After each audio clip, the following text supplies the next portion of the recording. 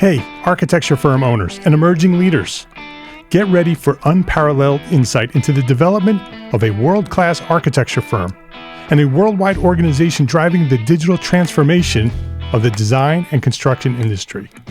With Build Smart, the podcast that's changing how our profession operates. We share the incredible stories behind innovation in the building industry with my friend and co-host, Patrick McLeamy, FAIA, former CEO of the international architecture firm, HOK. You know, Yamasaki's office or firm lasted during his lifetime. And when he passed away, I think that was the end of the Yamasaki office. Helmut did not want that. He wanted a firm that would live out and grow beyond the founders. In Season 1, discover the untold stories behind HOK's meteoric rise, from 150 employees in St. Louis to a powerhouse with over 1,900 staff members and 27 offices worldwide. You know, they weren't as polite as the Kojima people. That was just boom. And anytime you have a creditor, whether it's Kojima or the bank, that wants their money, unless you can raise money someplace else, you are out of business. Bankrupt. And hold on tight for Season 2, where Patrick takes us on a new adventure as chairman of Building Smart International, shaping the future of digital transformation in the design, construction, and operation of built assets. Ian Howell, Ken Harold, and I, Ken was my technical representative from HOK. The three of us took a tour of Europe of 5 cities in 5 days. Very busy time.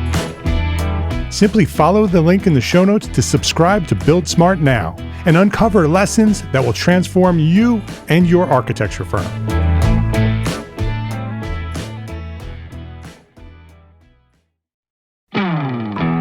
Hey, architecture firm owners and emerging leaders.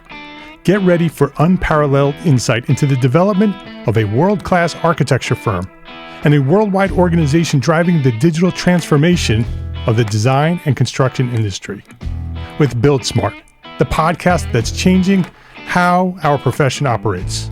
We share the incredible stories behind innovation in the building industry with my friend and co-host, Patrick McLeamy, FAIA, former CEO of the international architecture firm, HOK.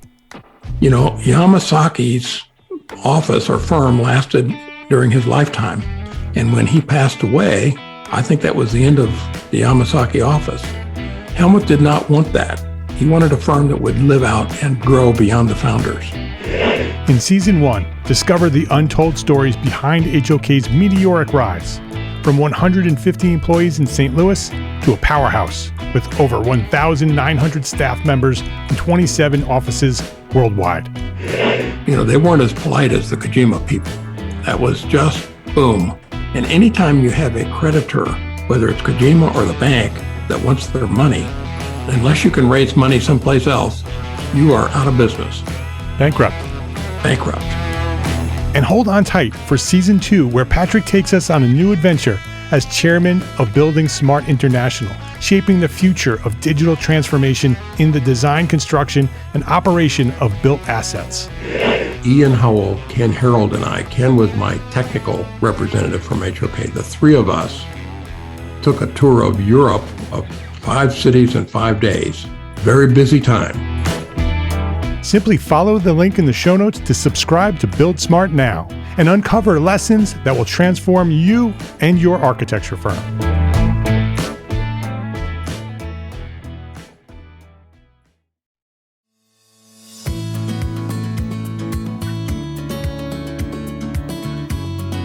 My name is Mark R. LePage, and you are listening to Entree Architect Podcast, where each week I speak with inspiring, passionate people who share their knowledge and expertise, all to help you build a better business as a small firm entrepreneur architect. Today I'm joined by Kitae Kim, an experiential design entrepreneur whose global work has pushed the boundaries of how we interact with space and story. From public art at SF MoMA and the Whitney to interactive installations at Art Basel, Kitae's career has spanned the cutting edge of design. Now, as co-founder of Foveate, he's building a platform that helps architects present their creative visions more clearly, connect with clients more effectively, and close more deals profitably. Kitae Kim, welcome to Entre Architect Podcast. Hey, Mark. Yeah, thank you so much for having me here. It's an honor and a pleasure. I'm looking forward to this. I'm happy you're here. I always love talking to founders. I find it interesting to hear where the ideas for your businesses come from and the process that it takes to get it from that initial idea all the way through to the point where you can have it as a product and talking with investors and building it, building your team, building the product, expanding globally. So I want to have that conversation about that process. But before we do that, I want to know your story, your origin story. When did you discover your passion for what you do, and who or what inspired you to get started? Yeah, I mean, to go really far back, I've always been interested in art as a kid. I was constantly drawing, sculpting, stuff like that. And I didn't really know architecture was a profession until I got into high school. And my aunt was an architect, and she kind of held my hand and was like, oh, there are people who do this kind of work. I always thought, it was just an engineer or something like that. I never really thought about architecture. Were you drawn to buildings or focused mostly on art? Focused mostly on design, actually, I would say, looking back on it. And with an aesthetic. I really liked more aesthetic, products, films, objects, buildings, stuff like that. I just didn't really have the knowledge or the words to describe, what I was into. So it was really just kind of a random summer program at the Boston Architectural College that one of my friends, William Barnard, basically convinced me to go to with him. And then that's where I was like, oh, this is like a whole area of study that you can do. But I wasn't sure that traditional architecture was for me. So I actually went to art school first at University of Michigan, and then halfway through my program switched to architecture, as I'm sure is common with many folks. Yeah, my career has always kind of straddled the lines between the two, art, architecture. That's how I became an experiential designer eventually. And you graduated from Michigan? That's right, yeah. So I got a major in architecture and a minor in art. Got it. So what did you do after school? So after school, there was an artist who was speaking at a lecture series in the art school. His name is Rafael Lozano Hemmer. He's a Mexican-Canadian media artist, makes massive public art installations. And after I graduated, I was applying to a whole bunch of corporate firms, and my heart wasn't in it. So they were horrible applications. And then I remembered this crazy artist, and I was like, I should just message that guy and see what's up. So I found the person who organized the lecture series, got her email, told her I wanted to, talk to one of the artists, and then she connected me with someone from his team who unfortunately was no longer there. So then I got rerouted to another person. And then eventually we ended up having a call, and I had just given him like a cold email about Brexit and how I thought, the creative world was changing inevitably by this decision, because I knew he's a very sociopolitically minded artist. And he didn't respond for 2 weeks. And I was like, oh, shit, okay. But he was like, yeah, sorry, I was on vacation, but we should, have a call. Like, this was a super weird email. So did you follow up with him, or did he just after 2 weeks found the email and responded? I can't remember, but I think he found the email and responded, if I remember correctly. And then we just had a random Skype call. That's how old this was, right? This was Skype. Yeah. And then he was like, this sounds great. Like, can you move here in a week? I was like, no, I can't move countries in a week. So we compromised at 10 days. But yeah, basically pitched myself as an architect that he needed, as an artist who creates big installations. And I knew that from the work that he produced, he must have a team of some size. And it ended up being about 8 people. So then I joined that team, and we'd eventually grow to be about 20 people after my 6 years there. What was your role there? What did you do?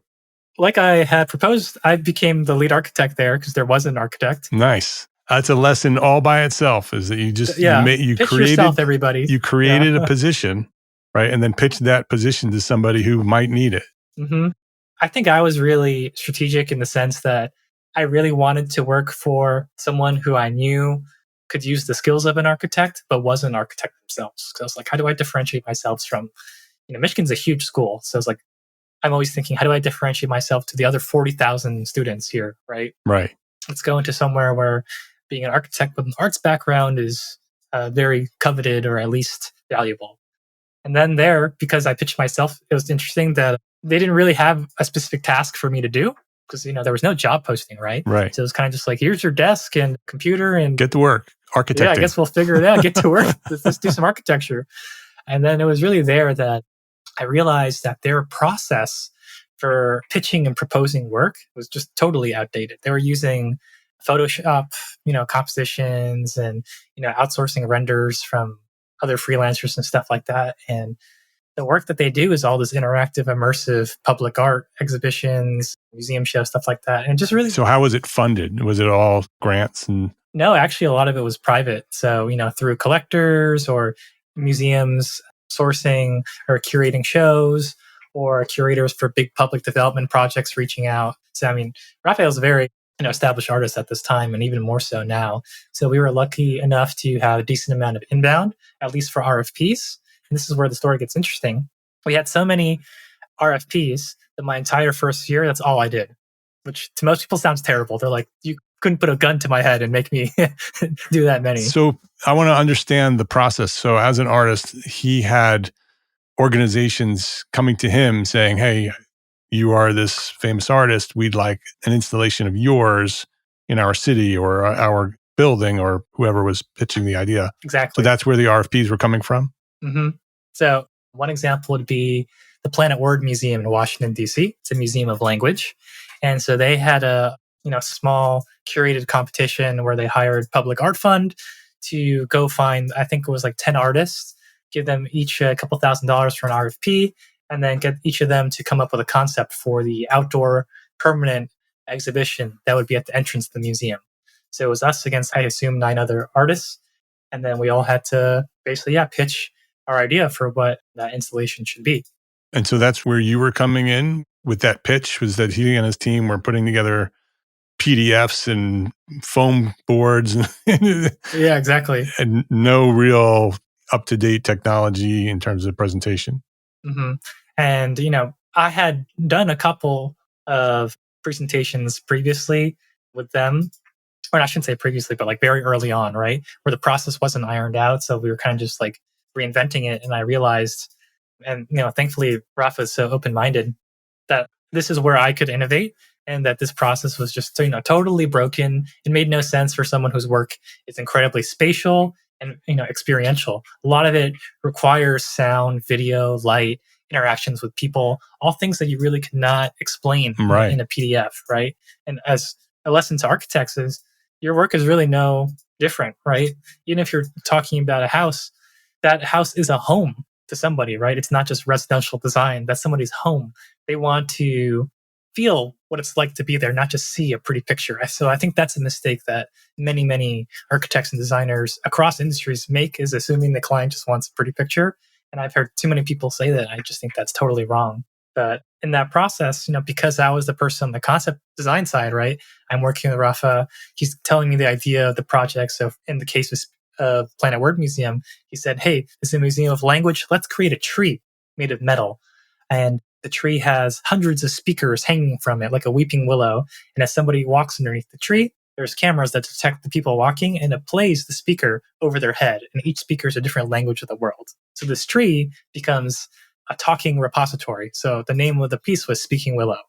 So that was a really beautiful piece. But as you can imagine, me describing that and like showing you a picture of a metal tree would be like, okay, I have to imagine so much from that. You have to rely on the people who are receiving the presentation and their ability to imagine what this could be, right? You can send them pictures, you can write them words, you could probably even, send them some audio, but if you have to rely on them to be able to interpret that in the way that the artist wants them to.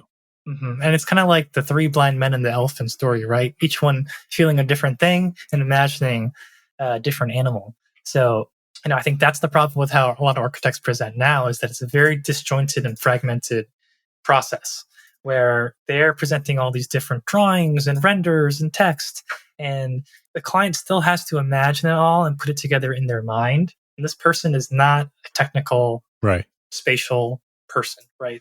If you ask the average person, how big is 3 feet? You're going to get a varying, range of sizes from them. Yes. So that should tell you everything you need to know about giving them a drawing, right? They just will never really get it. So that's where I think I really got a chance to innovate there. Was I said, hey, instead of proposing these projects as just image renders, right? I think we should look into real-time 3D technology like Unreal Engine, this game technology, Yeah. and use that as a way to make renders faster and basically an infinite number that's always in line with our design changes.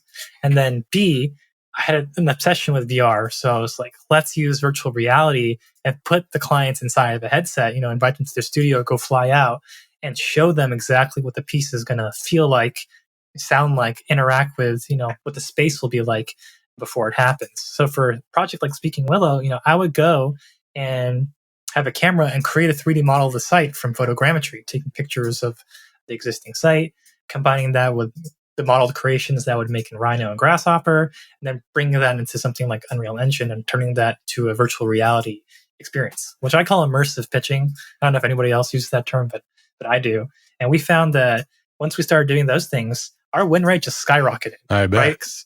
The average win rate in the architecture industry is like 21%, right? And everyone's pitching off of a PDF the client doesn't get. So that's that. And then once we started using VR, huge upfront cost and expertise required, but our win rate was like over 80%. It was just basically going to be a slam dunk like every time. And that's because they're there. And even if it's not the highest visual fidelity, compared to a beautifully painted render, it explains what a space is going to feel like so intuitively to a person that I think it is emblematic of trust. Trust that you can pull this off because obviously you have a 3D model of the space, which clients don't understand from a render. They don't get that you modeled all that. And then trust that you know what you're doing. So it's like this magician who is wowing me with this virtual reality experience. If they can do this, they can build this piece. So, from the services aspect of architecture, it's all about trust, right? That's how you establish relationships with people and turn them into clients and ultimately pull off your most creative version, whatever project that you're doing, right? Is because a client has faith in you that you can do it. That's a very interesting take on it. The trust that if they are experiencing it, like actually experiencing it through VR, because it's a real experience, it's just not a real space, that by experiencing it, they almost feel like it's already built. It's already done, right? So if you can create it in this 3D world, you certainly can create it in the real world.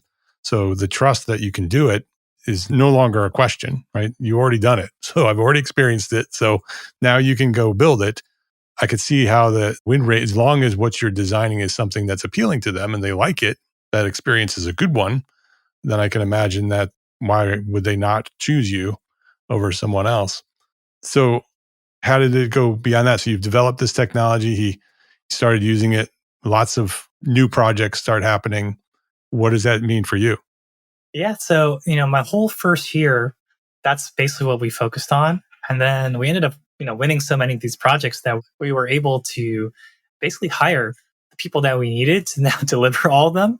So then we ended up doubling in size to about 20 people. So it was definitely an interesting time to grow that quickly.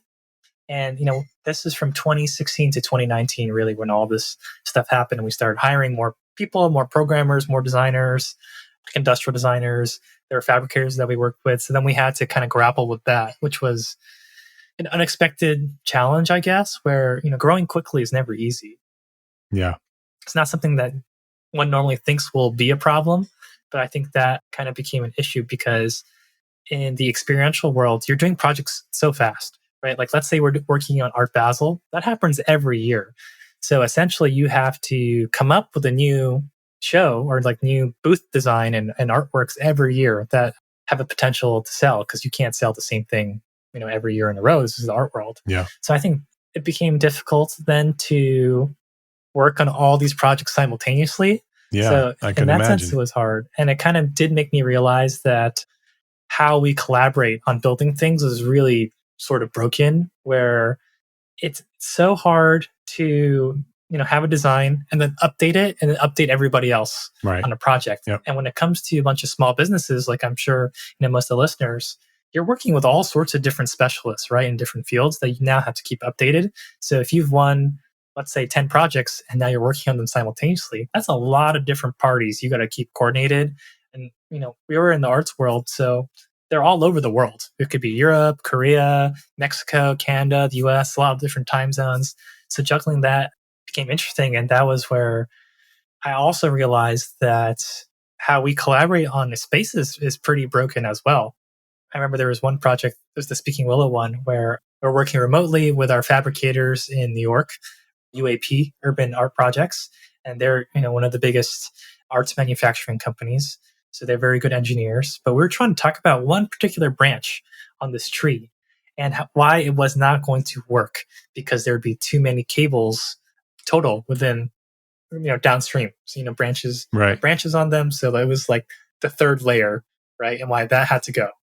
And we were sending screenshots from Rhino back and forth for like 2 weeks, screen calling, and like nobody could really understand the problem.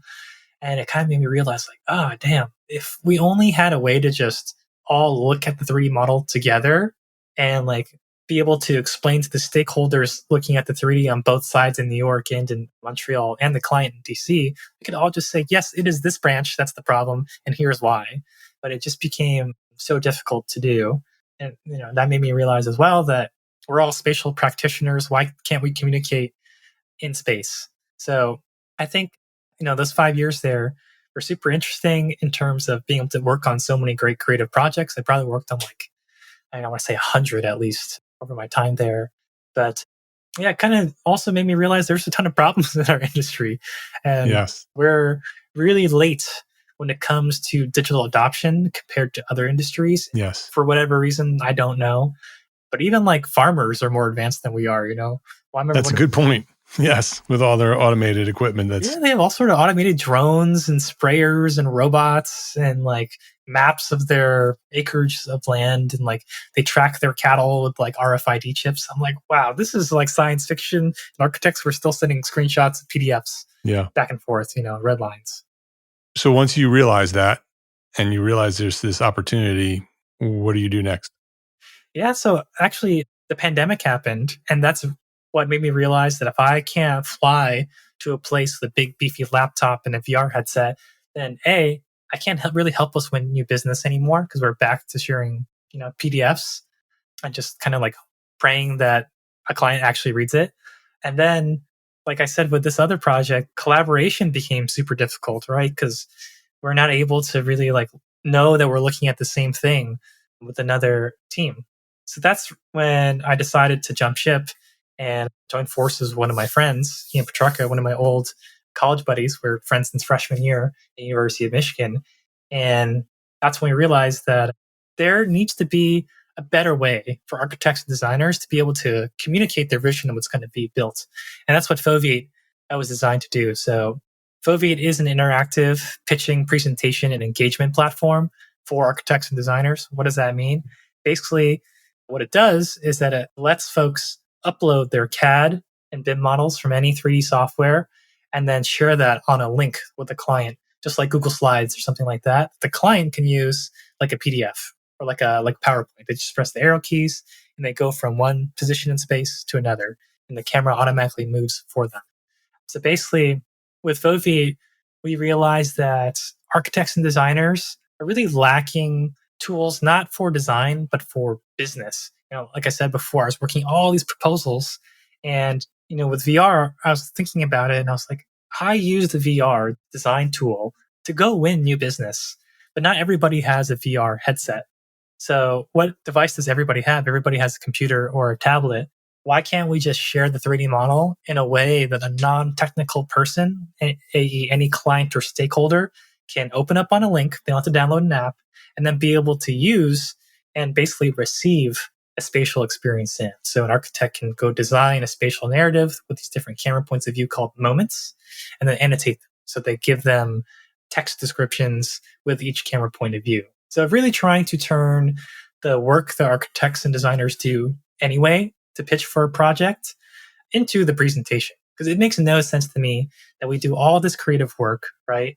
And then we just go put all of it kind of thoughtlessly into a PDF and try to use that to win business when it doesn't show off how creative people are. It doesn't really explain space, at least in an intuitive way. And then it doesn't actually communicate value, right? Like a PDF is so hard to assume value from if you're the client, right? Because it just looks the same as what everybody else is doing. And it doesn't really explain the expertise of an architect. Whereas if you're receiving a Foveate scene, which is a real-time 3D version of a presentation, right? It's like, what if the architect had gone out of their way to build a foam core or 3D printed ket of your house before it's done? You would probably be like, damn, Mark really knows what he's doing. Like, he's got all this figured out. Maybe it's not exactly what I want right now, but I can see that he's putting the time in there compared to the other 4 people that I'm speaking to, other 4 architects or builders who are just sending me basically like this super lengthy, almost legal document, right? It's just a different level of trust and like visual presentation, right? Let's take a quick break to say thank you to our sponsors for their support of this episode. Gain lessons learned and credits earned with Arcademy, ARCAT's continuing education program.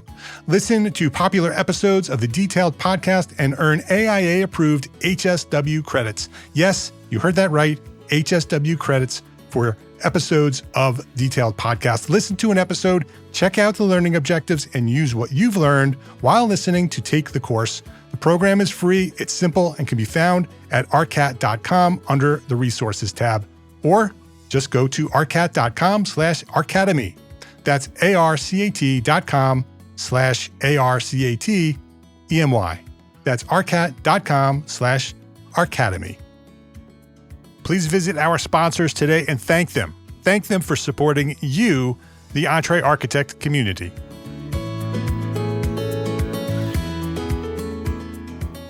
How is Foveate different than, let's say, a Revit walkthrough, right? Creating the model and then picking the different views that you want and then clicking the button and watching the model move around. What's the difference between that and what Foveate can do for you? Yeah, so Foveate actually works with Revit. So you could just export your model out of Revit and drop it into Foveate. But the difference is Foveate's designed to be a presentation tool. So like, I'll give you an example. Architects, many of them use Bluebeam, right? And it's a PDF markup tool. You would never use Bluebeam to go present a final idea to a client. It just would not look professional. It would be too distracting with all those unnecessary extra technical buttons, right? So Foveate's designed to take your Revit model and actually make it look pretty. So it has a whole post-processing, lighting and shading graphics engine, similar to that of a game engine like Unreal or Unity. So it'll add soft shadows and then lighting that makes it look more realistic. So you can present the idea in a way that's more attractive to the client instead of just like your Revit kind of technical view. And then it has all via the moment system, a way to annotate the story, right? So what is any deck really trying to do? It's trying to tell a narrative about something. And we all know that stories are the things that move people, right? So with Foveate, we thought, how can we create a narrative about space, right? Like if videos or film are narratives about time, right? What's the equivalent for space? And that's moving people through space and then giving them text annotations that describe, what's happening here, the design ideas behind it, and basically letting the architect be the narrator again. I think of architecture school where we all learn to present our ideas and defend them right in front of a group of people. Usually it's our peers, maybe some visiting professors. And it's really scary, right? You have to go up there and you have to say, this is my concept and this is why I think it's great. Here's how my design solution is addressing XYZ problem. And then, of course, you just get ripped apart by people. And that's so interesting to me because it's like in our profession, or in our training rather, we're taught to present a narrative about space. But then what do we do as soon as we become a professional is that we just leave it all to a PDF. We're like, okay, well, let's just give them some long document with a bunch of pretty pictures and drawings that we assume the client will understand. And discrepancy to me is that the proposals that we learn to make in school are very pretty, right? And they're geared towards other architects and designers, people who speak our language, the people who care about what font you're going to use inside of your drawing or like on your presentation. But then when we get to the real world, right, your client, they don't even care about that. Like it could be in Comic Sans and they'd be fine with it 99% of the time, right? So clearly there's a mismatch between what architects are trained to do in terms of presentation and then what they actually do and what actually converts when it comes to clients. Because clients are just normal people, right? I like to think about it like your average client, let's say is your mom, right? She cannot read a blueprint. She has no idea how big 13 feet is or, what the volume of the swimming pool is going to be. She wants to know how are these new cabinets going to look in my kitchen? And one render is not enough for her. My mom just redid her kitchen, so I know this is the case. She was asking the builder for like 20 plus different renders, like every time there was a big design change, and they had it, right? They just like could not be bothered at a certain point. And it made me realize if they could just use their SketchUp model, right? And then share that on a link with my mom. She has an iPad. She goes look at it and be like, oh, okay, looks great. I don't have to ask you to give me a render of the back of the kitchen. I can just, turn slightly to the left and it's there. So walk me through a process. Let's say it's a new home and an architect has this new client. They're going to pitch this idea. They have the project. They've done their preliminary designs. What does that process look like from schematic all the way through to the end of wherever Foveate ends? Yeah. So let's say it's the very beginning of a project. And for this case, let's use SketchUp as an example because so many people use SketchUp. So we've actually built a SketchUp extension. We were part of the 0 to 60 challenge that SketchUp put on last year. So what they can do with that is if they download the extension from the extension warehouse, they can open up any SketchUp model they have, click basically export to Foveate. It takes your whole SketchUp scene, your whole SketchUp model, and it compresses and optimizes it. Then it turns it into a real-time ready 3D scene right on a link in Foveate. So it just automatically pulls it into Foveate, ready automatically. to go. And then all the SketchUp scenes, the different camera points of view in your SketchUp project, those get converted into Foveate moments.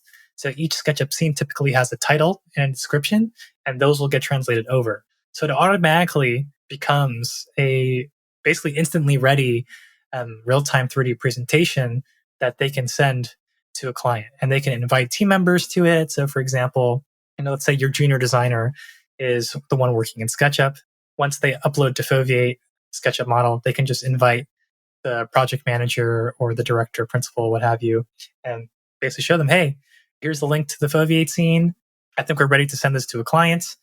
And maybe the PM says, oh, can you add some renders and PDF drawings to it? It's easy for now the junior designer to go back to SketchUp, export those out, drag and drop in their JPEGs and PDFs, put them to Foveate, and then using moments, attach them to different points of view in space. So the client can see, oh, here's where this high quality render was taken from in this model. Here's where this point of view of the drawing is in this model. So they can kind of locate, here's the plan view, and the camera will move up in Foveate and look straight down. And here's plan view in the model. So a client doesn't have to piece together things in their mind.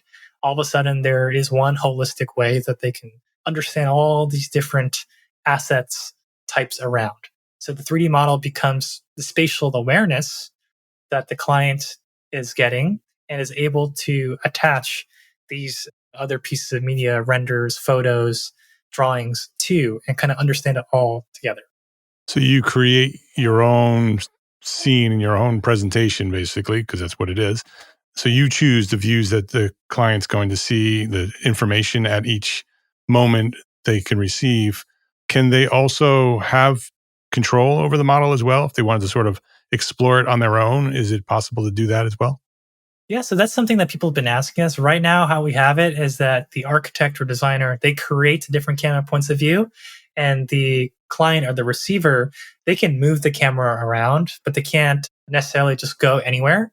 And what we've heard from our users is that they don't want the client to be able to explore too much on their own because there might be something in the model that's not quite done, right? And they don't want to hear from them that this is a problem, which is fair. So that's why. Yeah. And that would be unexpected from a client's point of view. It's like, why is the back of this model not finished? Yeah, exactly. Right. And so we don't want a client to be able to go run around and view parts that they're not supposed to. Gives you more control as the designer. Exactly. So that's why there's no like first person character, running around the scene. It's kind of like the Enscape WebGL exporters like that. We're very curated. The moment system, they are the slides of an interactive presentation, right? So they're the curated points of view that tell the story, almost like film, where, as a cinematographer or something or director, you want to curate these points of view in time. And that's what the different scenes of the film are, the different cuts. That's what we're trying to do with moments, is give architects that narrative power. And I have this intuition that I suspect every architect would also make a great filmmaker and probably secretly wants to be. And this is kind of how I think they can do it, at least about, space. Yeah, it's very interesting. I sort of, as you're discussing it, and you sort of described it in the very beginning, it is very much like taking the way PowerPoint is used and was used and taking it to the next level. right? Saying, okay, if it's just going to be one slide after another with pictures, now you can take those slides, make those slides moments and specific moments of this spatial experience. And every time they click the button to the next slide, they're actually moving through the space, seeing the model move as it goes to the next moment and lands in the next slide or moment that Foveate has for you. And then the information that you would typically present in a PDF is there as well. So you have the information that you need to present at that moment. And then when they're ready to go to the next slide, you go to the next slide. And so this can be presented, I'm assuming, live, right? So you can be speaking to them as you're going through this presentation, or if it's designed this way, they can be presented much like if you just send somebody a PDF deck or a PowerPoint deck that they can go through it on their own as well, right? Exactly. So with Foveate, there's two ways you can present. There's present mode, where if you send a link to somebody in the editor of Foveate, you can click present and then it gathers everyone's cameras to your position. So there's no like screen sharing lag. They're actually in the 3D scene with you, just looking from your point of view. So that way you can guarantee that you're in control of them viewing it. And this is really kind of solving that story that I was telling you about. It's about Speaking Willow, trying to talk about that one branch where I was like, if only I could know that everybody's looking at the same point of view that I'm looking at. And as soon as I look left, they're looking left. There's no choppiness in the screen sharing. That's really what I wanted. So that's option A. And option B is just sharing a link to a Foveate scene with somebody. And that is the asynchronous mode. So that's like sending somebody a Google slide or a PowerPoint deck and them going through it on their own. And that's really useful when people are in different time zones or different schedules. You know, someone needs to go pick up their kids, so they can't get on a call right now, but it's ready for them to view. They can just, view it at home whenever they need to. So it is kind of wild to me that there isn't something like that for architecture. We really thought that somebody would do it during COVID and nobody did it. So that's another reason why we decided to start Foveate. It's just the technology has not progressed at all for architects.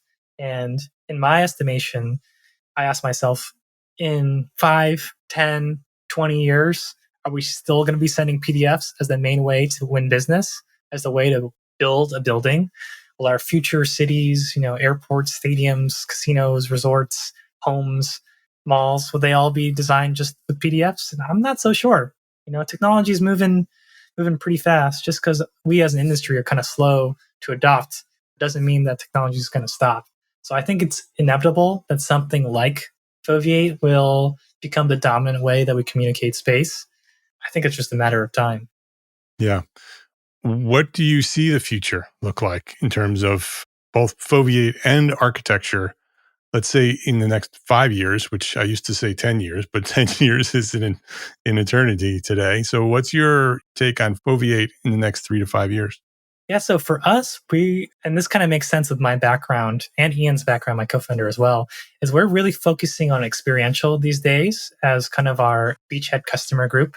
And that's people, for folks who are not familiar, in kind of like the event space. So think corporate meetings, trade shows, conferences, brand activations, concerts, festivals, cruise ships, theme parks, museums, basically parts of architecture that require a lot of like immersive media and like are more entertaining. And then B are about gathering. They're about fostering real life human connection. And the reason why we're focused on that is because Foveate has support for all sorts of different media. You can have video walls, like LEDs or projectors inside of Foveate. You can put audio in, whether that's music or sound effects. So we're finding that also, we worked in the industry, that those are the people who are immediately interested in Foveate, right? You go to a big corporate event, like let's say a Javits Center trade show, right? So many of these booths have TVs, they have flashing things, they have moving parts, and they're events that happen very frequently and are very difficult to design and kind of collaborate on. So that's kind of where we're looking at immediately, just because of our business. And we also are just thinking about the post AI and post social media landscape, right? I think, unfortunately, AI has been posited to the world as something to replace humans. Like, there are so many other things AI could be used for, but that's the narrative, right? It's like, stop hiring real humans, just use an AI, and AI will be able to do everything for you in the near future, right?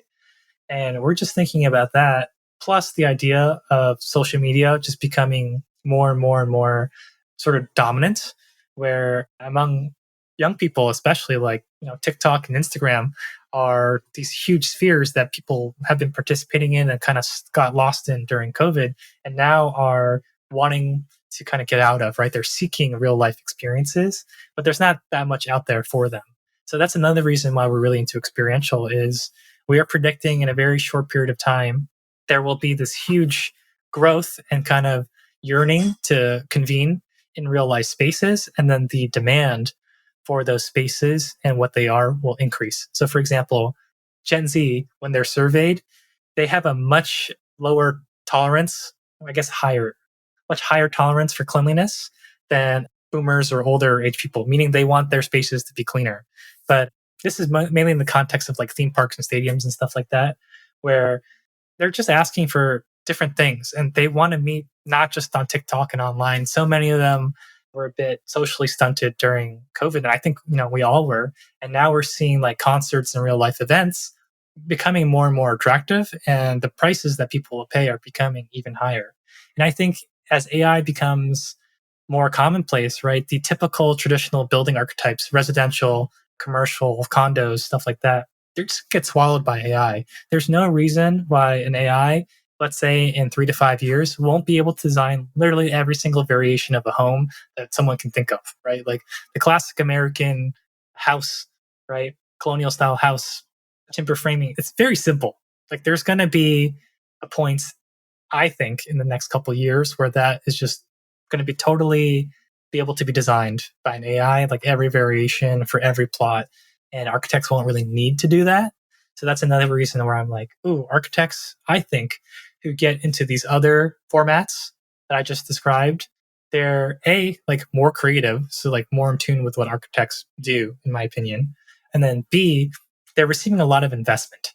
So like Disneyland, or Disney rather, is putting $60 billion into new theme parks, resorts, cruise ships, experiences, theater shows, what have you.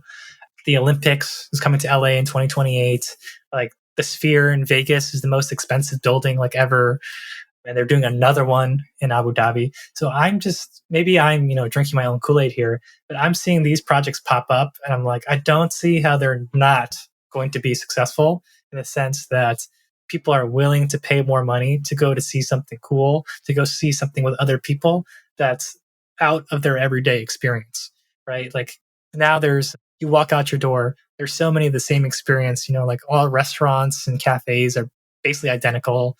There's very little variation in what one can go do to have an entertaining or interesting time when it comes to space and experiences. So I think these other places of entertainment are just going to become kind of those spots where people will want to meet up. They're going to want to spend their time and money there. Because to me, the home is going to be A, more commodified by AI, and then B, most of the time when people are home, they're just spending it on their screens, on watching Netflix, on TikTok, playing video games, watching movies. So to get them out of the house it's going to have to be a pretty cool, pretty interesting experience. Yeah, the human to human connection is going to become paramount, and the experiences that we have with one another will become the thing that we do, right? Because everything else will be able to be done by other technologies, but the human to human connection and the experiences we have with one another can't be replicated. No. And so that's a very interesting take. Yeah. And architects, that's what we're trained to do. Like, forget about the profession for a second, just think back to school when we were all training. What we were trained to do was to create spaces for people, right? We'd be like, right. This is a hallway, right? It's a compressive space. It's going to channel people to this main room. This is a ballroom where people will actually convene. It's a place of spectacle where you go to be seen by others or like see a performance. There's two different kinds of people. There's observers and performers, right? So I think when you actually get down to the meat of like why we all became architects, it was to shape space and ultimately to use that to shape people and shape relationships around people. And that's what we're all so good at, and that's our expertise. But we have such a devil of a time communicating that to other people. So I think experiential is one of those ways where it's kind of built into the conversation of, yes, you're not just putting up trussing, you're not just building walls, you're actually creating something that people want to come to. And that's why I think it's so interesting. Yeah, very, very interesting. So we need to wrap up here. So I want to ask your final question here. What's one thing that a small firm architect can do today to build a better business for tomorrow? Yeah, I think there's a couple things. One of them that comes to mind is they need to be able to communicate their value.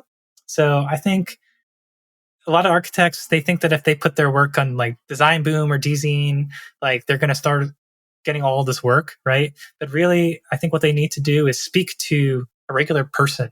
And one way they can do that, I think, is to get on social media. And this is like kind of a 180 from what I just said. But I think it is good for them to do that. And it's free, it's easy to do. There's almost no competition. I remember reading a report that actually Jen Castenson sent me. Yep. And it was about how builders who got onto social media had like a 6,000% increase in leads. And I was just shocked by the figure, but it kind of makes sense, right? What are you doing when you're posting on social media, at least in the way that you're showing process of you building or designing or something like that, is you're communicating value, right? So you're showing exactly what you do on day to day. You're basically warming somebody up to contact you or refer you to somebody else who could use your services, right?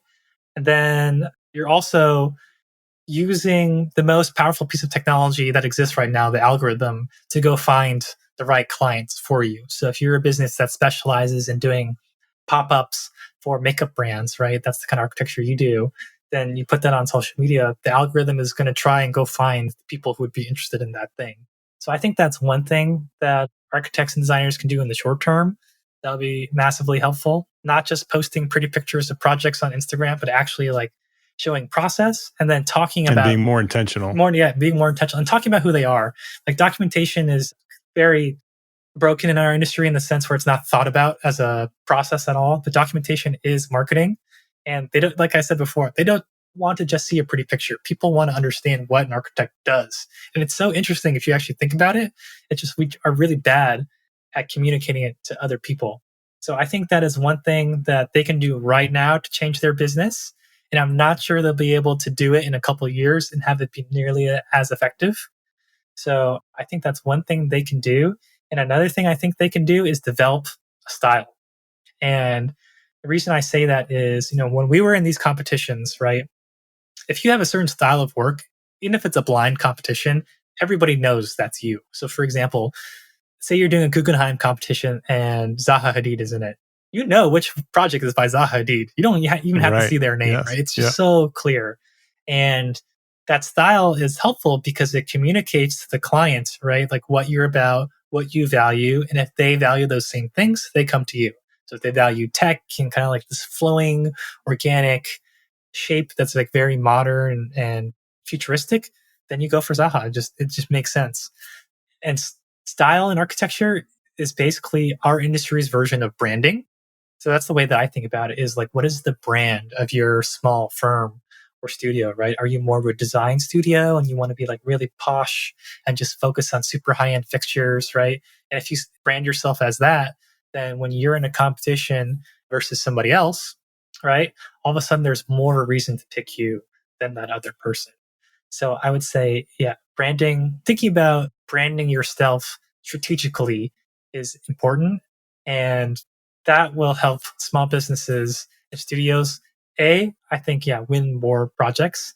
And then B, figure out who to market to and like who is their audience. Like with Foveate, I said it's like we're focusing on experiential. And that's a strategic decision because the market is huge. There's so many different types of architecture firms and work. We can't go after all of them, right? So let's pick people who we think are our ideal customer that we want to work with, that would be happy doing projects with and helping. So I would say those two kind of go hand in hand for small architects Yes. is Yep. developing a brand slash style that's identifiable, that is in tune with your values, and then B, using different platforms to communicate that. And it doesn't have to be TikTok. It could be Instagram, Facebook, Pinterest, local media.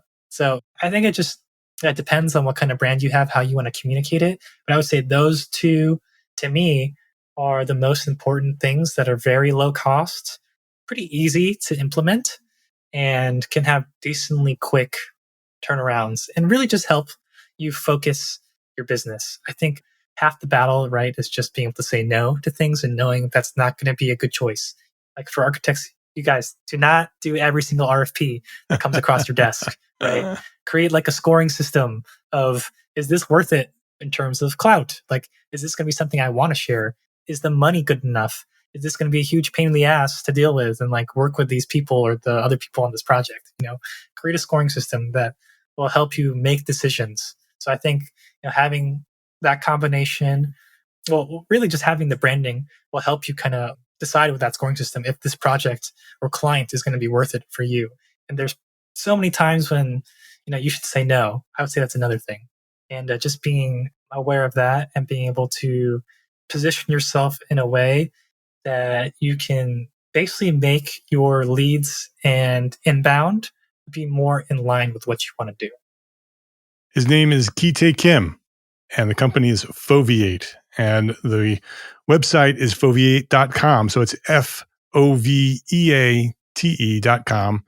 Go check it out. It's a pretty impressive piece of technology that they put together. Kitae, we never got to the origin story of the company, which I want to talk about someday, because this was a fascinating conversation. I did not want to derail it by bringing that up. So maybe we'll do that another day. I appreciate you for sharing your knowledge and your story today and for coming by at Entre Architect Podcast. Oh, yeah. Thank you so much for having me, Mark. It's really a pleasure. If you liked this episode of Entre Architect Podcast, please share a link to this episode with a friend. Either just click the share button or highlight the URL and send the link to this episode with a friend, because that's how Entre Architect has grown to serve thousands more architects just like you throughout the 10 plus years of Entre Architect. That's how we've grown, architect to architect. So I would love for you to share this episode and all the episodes with one friend every week. We'd love that. And thank you to our sponsors for this episode. We don't have an episode if there's no sponsors. So thank you to our sponsors. Links to those sponsors, which you should go visit and click, and all the resources that we discussed today for this specific episode, they are all available at entrearchitect.com/podcast. Every episode that we've recorded is there, entrearchitect.com/podcast. Go click the links to the sponsors and say hello. Entre Architect is a member of the Gable Media Podcast Network. You should go visit that at gablemedia.com. That is the next evolution of interactive media and resources for the AEC community. You can now earn continuing education credits for listening to select episodes of this podcast, Entre Architect Podcast. Yes, AIA CEUs for listening to a podcast. It's there, and many other podcasts are there as well, and you can listen to all of them and get credit. Learn more about our program, Gable Members Program, at the gablemedia.com/members website. That's GABL media.com/members. And if you are a small firm architect, join us today at Entre Architect Network. That is the worldwide organization for small firm entrepreneur architects. If you own your own architecture firm, you are an entrepreneur architect. You are an Entre Architect. With weekly live group business coaching, we have business coaching there, monthly live business training with AIA CEUs, 2 a month, so 24 AIA credits per year, including 12 of those are HSWs. We have them in the membership. Business resources, all the resources you need to run your business, special session webinars, mastermind groups, and a thriving community of small firm architects just like you. Hundreds of architects are there waiting for you to join. So we provide the support and encouragement you need to succeed as a small firm architect. I know that you haven't been trained as a business person when you launched your firm. That's what we do. Come learn how to run a business at Entre Architect Network. And today you can go join right now for free for 30 days at this link, entrearchitect.com/30 days will give you free 30 days for membership. Go check it out at entrearchitect.com/30 days, and I will see you there. Thank you for listening to this episode of Entre Architect Podcast. My name is Mark R. LePage, and I want you to remember 3 words: love, learn, share. Have a great day.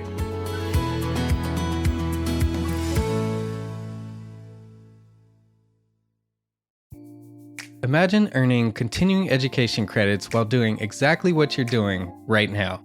Well, you can. Gable Media has revolutionized the way you earn your continuing education credits with a groundbreaking approach. Forget running around town and scouring the internet for credit-worthy courses. Fulfill your CE requirements effortlessly by listening to engaging podcasts just like the one you're listening to now. Our podcasts are designed to educate, entertain, and inspire, all in a user-friendly environment. But wait, there's more. Architects, Gable Media is also approved as an AIA continuing education services provider.